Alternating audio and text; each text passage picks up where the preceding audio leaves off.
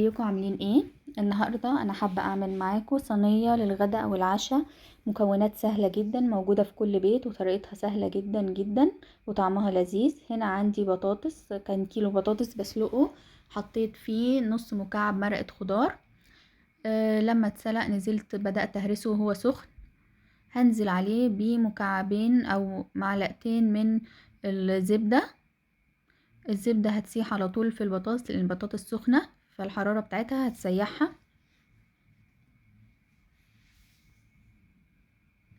وبعدين هننزل بنص كوباية لبن،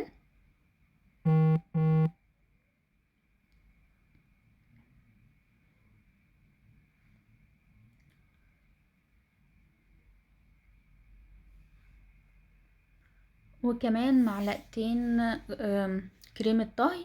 لو مش عندك ممكن مكانهم معلقتين قشطة بتاعة وش اللبن، بتبقى احلى بكتير.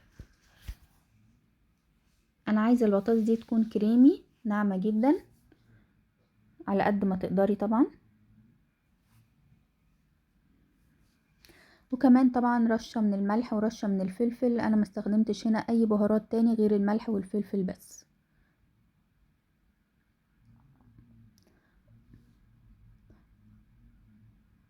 هنا بوريكي ازاي كانت كريمي معايا. هنزل بقى ببيضة عليها رشة من الفلفل برضو، وهقلبها كويس قوي في البطاطس لغاية لما البيضة تختفي في البطاطس دي هتدخل الفرن، فعشان كده انا حطيت البيضة دي. يعني هي ماش بوتيتو، بس هي مش اللي بتتقدم على طول، لا دي البوريه اللي بيدخل الفرن، دي البطاطس البيوريه اللي بتدخل الفرن. هنا كانت نعمت خالص معايا، بوريكي ازاي كانت ناعمة وكريمي جدا كأنها كريمة مش بطاطس. هجيب بقى صينية فيها معلقة زبدة وهفردها كويس قوي في الصينية، وهنزل بنص كمية البطاطس اللي معايا دي في الصينية، وافردها كويس قوي بحيث انها تكون كلها سوا واحد.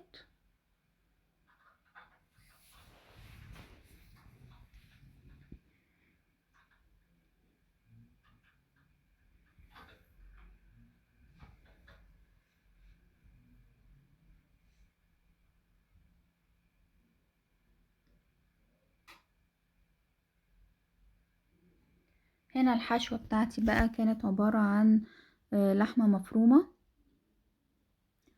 معصجة عصاج لحمة يعني، حطيته في الطبقة اللي في النص.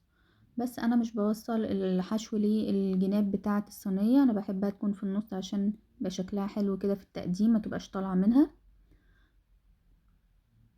وهنزل بباقي البطاطس بتاعتي وافردها بالراحة خالص على الحشوة بتاعة اللحمة المفرومة. انتي هنا تقدري تحشي حاجات تانية كتير غير اللحمة المفرومة، ممكن تحطي خضار، ممكن تحطي جبن او زيتون، كل حاجة ممكن تتحط تبقى طعمها حلو معاكي، مش لازم لحمة مفرومة خالص يعني.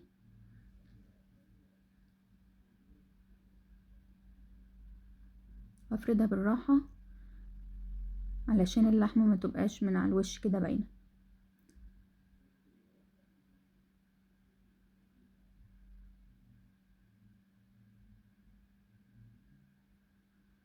هنا كانت اتفردت معايا بقى خلاص. هجيب رشة من الجبنة الموتزاريلا هحطها على الوش.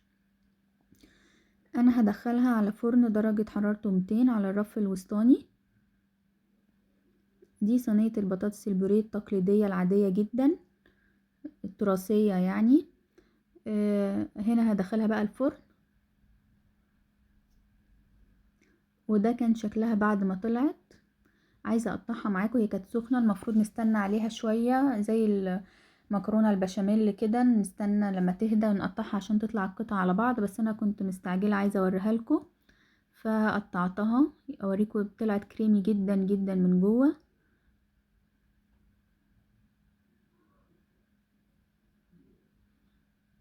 لو انت عايزاها القطعة تكون على بعض استني عليها لغاية لما تبرد شوية. وده كان شكلها. يا رب الفيديو يعجبكم، لو عجبكم الفيديو لايك وسبسكرايب للقناة.